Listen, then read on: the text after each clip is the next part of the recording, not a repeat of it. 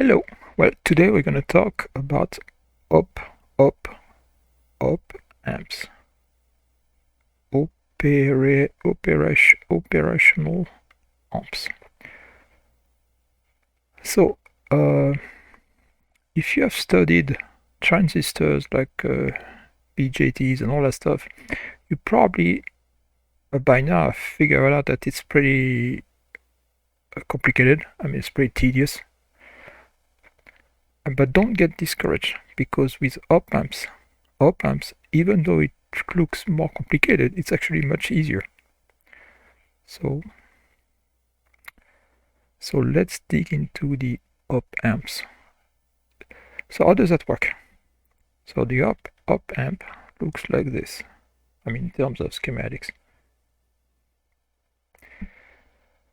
you have a plus and a minus on the input side. This one is called the non-inverting.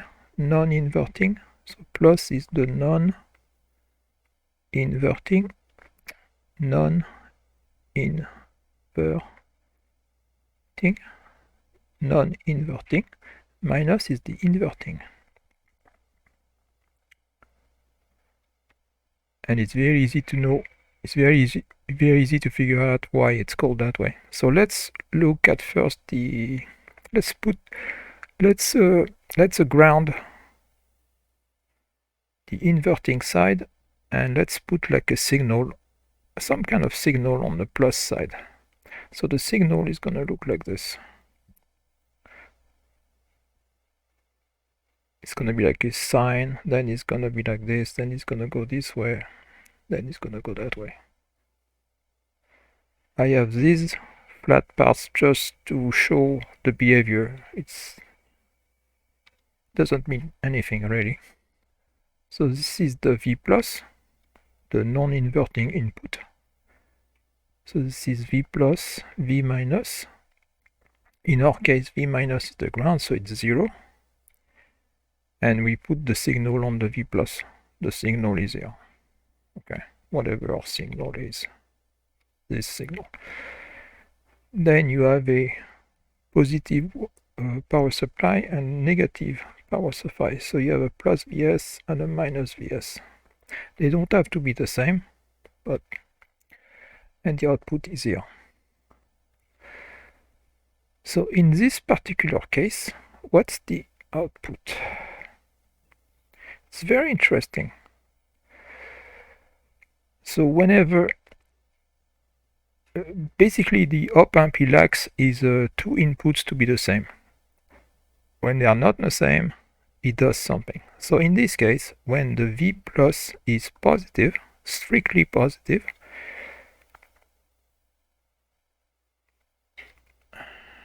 and this is just to make the correspondence.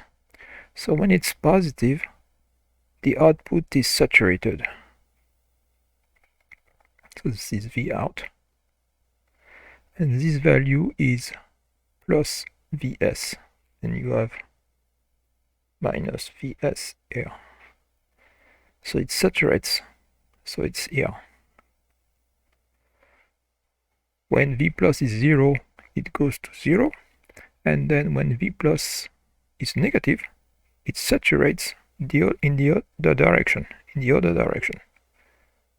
So it's minus Vs, this one. So it's either this one or that one. Nothing in between. Same thing here. Then if you continue like this, you would get something like this. Okay? So this is when we put the input signal on the non-inverting input, and the inverting input is ground. So why is it called inverting or non-inverting? So here I'm putting the input on the non-inverting side, and there's no inversion of the signal. Positive, positive, negative, negative. Now if I were to change that,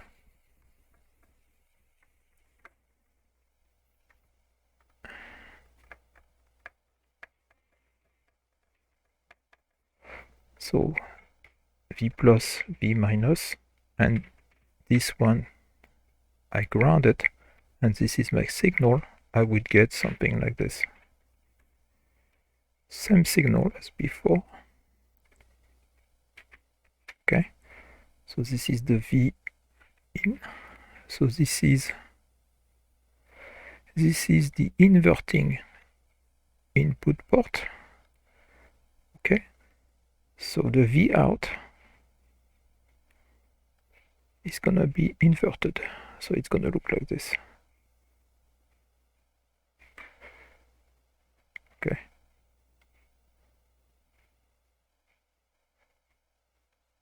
Okay, you get the picture.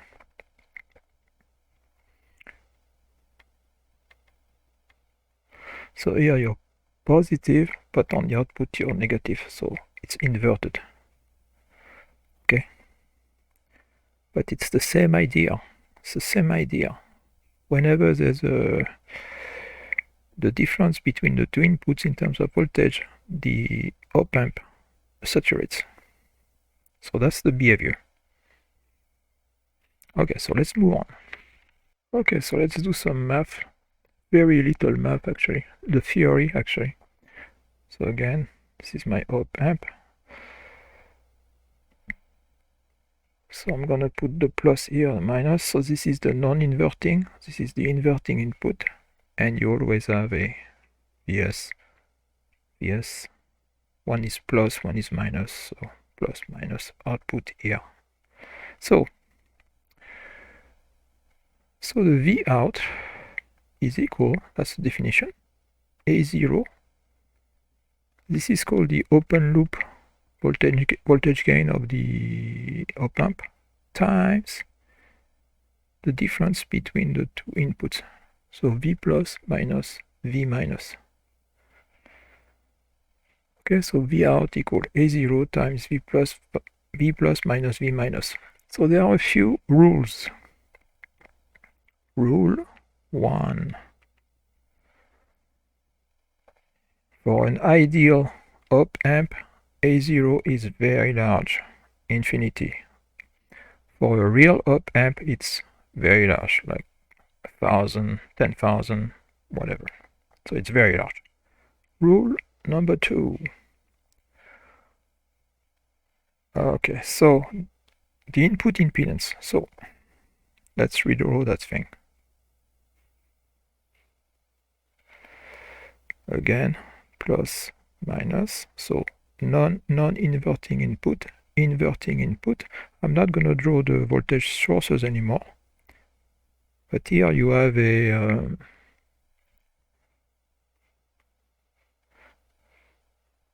let's just say this R in. So that's the input impedance, and on the output side we have, so this is the V out, we have some kind of impedance here, which I'm gonna simplify it and say it's just a resistance. So it's gonna be the R out, and here let me get rid of R in here on that side. So this is R in. R in. There is a voltage source here.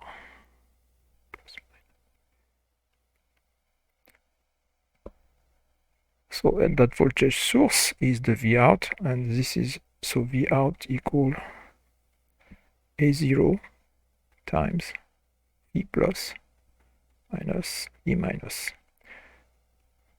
Okay, so rule number 2. For a ideal op-amp, R in is very large, infinite. So the input impedance is infinite, and for a real op-amp it's very large. And then rule 3, and also the output impedance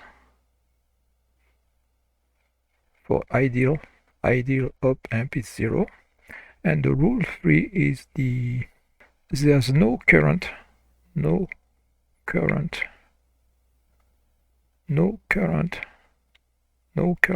going in the input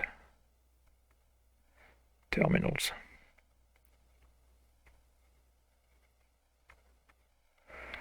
Okay, so there's no current going in. Okay, no current going in. Very important. Okay, so let's move on. Okay, now to be practical as an amplifier, we need to have negative feedback. So what is negative feedback? So let's look at the inverting amplifier. So here plus, so we're gonna ground the non-inverting input, and we're gonna apply the signal on the inverting one. So there's gonna be a resistance here, so I'm gonna call it R1, and this is the input here, the V in, so a sine wave, for instance, so V in, and this is the V out, of course, V out, and the feedback, negative feedback, is simply this. So there's a R2, usually it's called RF, and it's going back into the input right here. This is called negative feedback, and we are looking at the inverting amplifier here, inverting amp in this case, because we are putting the signal on the inverting input. Okay, so let's try to figure out. First, we need to have another rule. So there's going to be a new rule. There's going to be a new rule, which is going to be number 4. And this new rule says that it means that whenever the op amp sees a difference between V plus and V minus, so this is V plus. Oh no, I should have put it here. This is V plus and this is V minus, okay? Let me redraw. This is minus, this is plus, so this is V minus, this is V plus. So whenever the op amp sees a difference between V plus and V minus 1, between V plus and V minus, it's gonna feedback through the output current voltage, so that the two input voltages remain the same. Whatever it takes to have V plus equal V minus. Okay, so that's my new rule. So it means that V plus minus V minus equals 0. So that's a new rule, only for negative feedback. So now let's go back to that problem. Let's compute the gain of that thing here. So for that we need to, here this is I1, and here this is I2 going the other way. So let's compute. Basically we need to compute the gain, and the gain is V out over V in. So we need to relate V out and V in. So we're going to do that easily using the currents. So I1,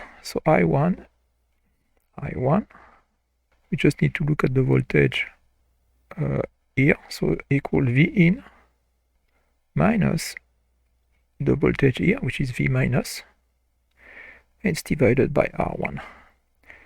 And we know that V plus is equal to V minus, but V plus is 0, meaning that V minus is 0.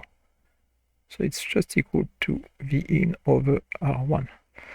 And what is I2? I2 is equal to the voltage here, which is V out, minus the voltage here, which is V minus, divided by R2. But we know that V minus is equal to V plus is equal to 0. So it's V out divided by R2. So, but we know that no current can go through that input, either this one or that one. So no current can go through here. So it means that I1 has to go this way. I1 cannot go inside, so he has to go that way. So it means that I1 is equal to minus I2. I think that's pretty clear. So it means that V in over R1 is equal to minus V out over R2, which means that V in times R2 equals minus V out times R1, which means that V out over V in is equal to, so you have R1 here, R2 here, and a minus. So this is your gain. V out over V in, which is the gain, is equal to minus R2. So the feedback resistor divided by the resistance at the input. And here you have a minus because the signal is at the inverting input. I mean, you can do the same thing for the other one. If you want to ground the inverting and put the signal on the non-inverting, you get something similar. Not quite, but similar. Okay, so that's good. So this means that we can use that op-amp as a amplifier, for instance, for audio signals or whatever.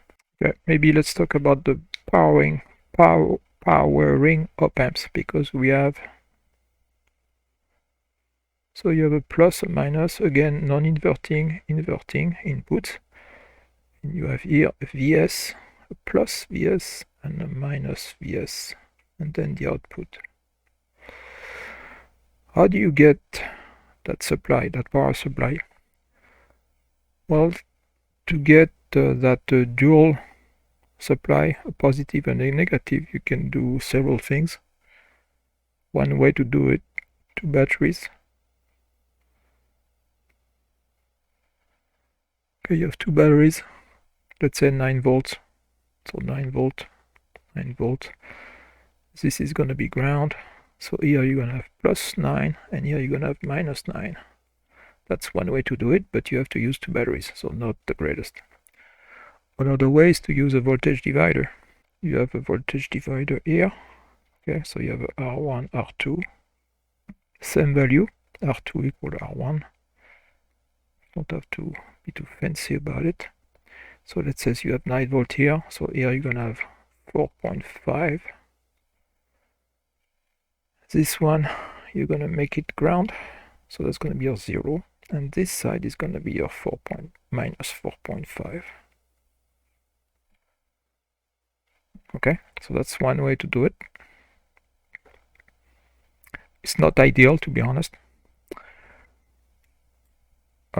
So what happens is that you have op-amps which takes as input a dual power supply. So there is actually a pin for plus Vs and a pin for minus Vs.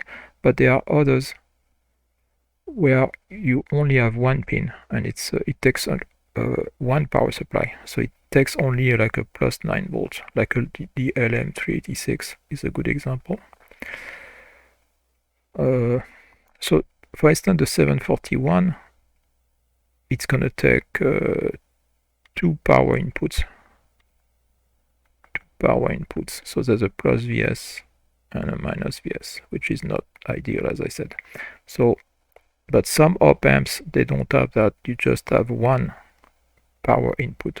So only one power supply, which is great. All right, let's move on. So let's still talk about the power supply. If the op-amp needs needs a plus Vs and a minus Vs, and you don't want to do a voltage divider business, or you don't want to use two batteries, the other option is to do an offset on whatever input you use as the input. So for instance, let's look at a let me put it somewhere else. Let's look at this circuit. This is the plus, this is the minus. So this is a non-inverting single supply AC amplifier. Okay, so we're gonna have a single voltage source, a plus Vs up there.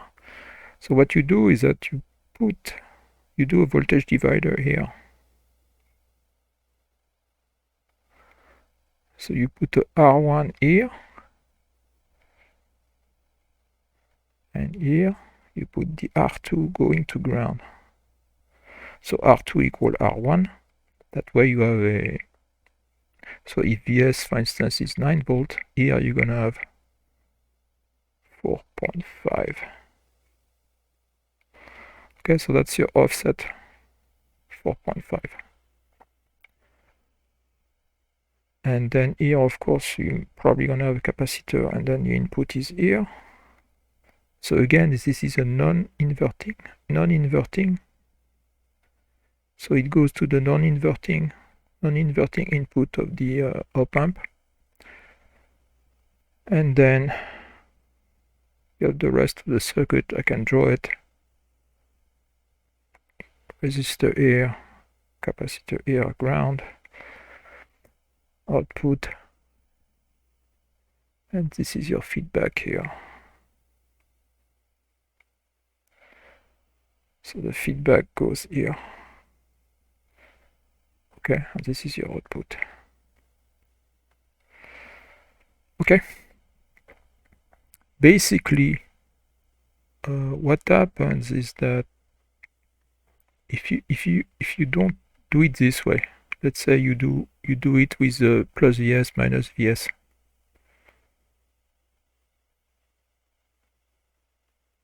So this is plus Vs minus Vs. You can swing pretty much, because this is 0, it's centered on 0, so your output can swing freely in between here. So that's good. But if you do it this way, then you're gonna swing. If you do it this way, so you are at 0 and you are Vs, basically you want to put the reference here at half Vs, and then it's gonna swing like that. Okay, so you are swinging half Vs in each direction. Here you are swinging Vs in each direction. So because you have that offset voltage, the bias, you have to make sure, of course, that you have a capacitor here. So if the load is here, you need a capacitor to get rid of that offset. So, and the C should be equal to 1/2 pi f 3dB times R. In this case, RL. F 3dB is 20 Hz, 100 Hz. If you're doing like a audio amplifier. Okay, so I think I'm gonna stop here. I don't really have that much more to say about it.